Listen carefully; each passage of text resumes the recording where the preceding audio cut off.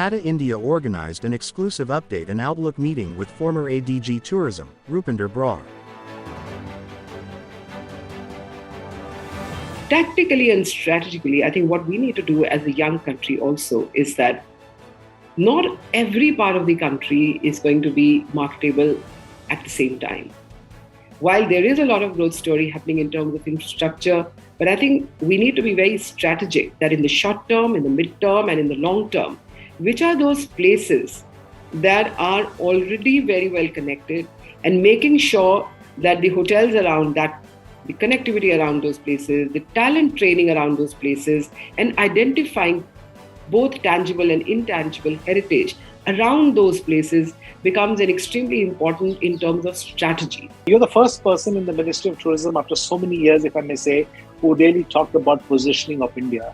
And that's the key part. Do you think the industry should really look at positioning it, or the ministry is going to take a role in that? Or who's going to really decide what is the positioning of India in the world part? If the government gets on board to do it, it obviously makes so much more sense.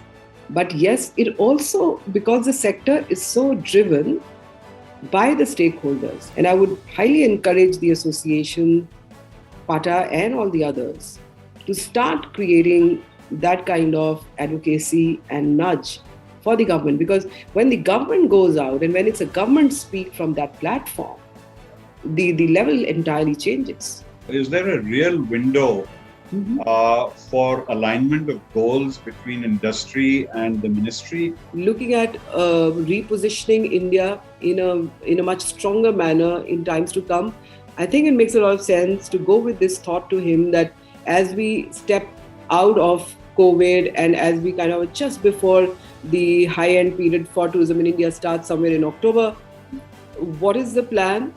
Give the suggestions. Believe me, people there are so very willing to listen.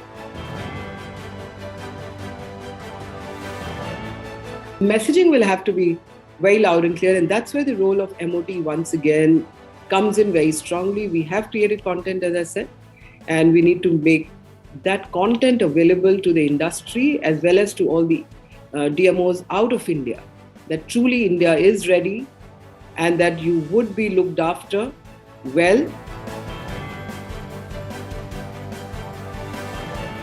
We were looking at Adopt a Heritage being a private CSR-driven initiative where some years back when the Honorable Prime Minister spoke about Adopt Your Heritage, Apni Dharohar, Apni Pehchan, that initiative actually started after that.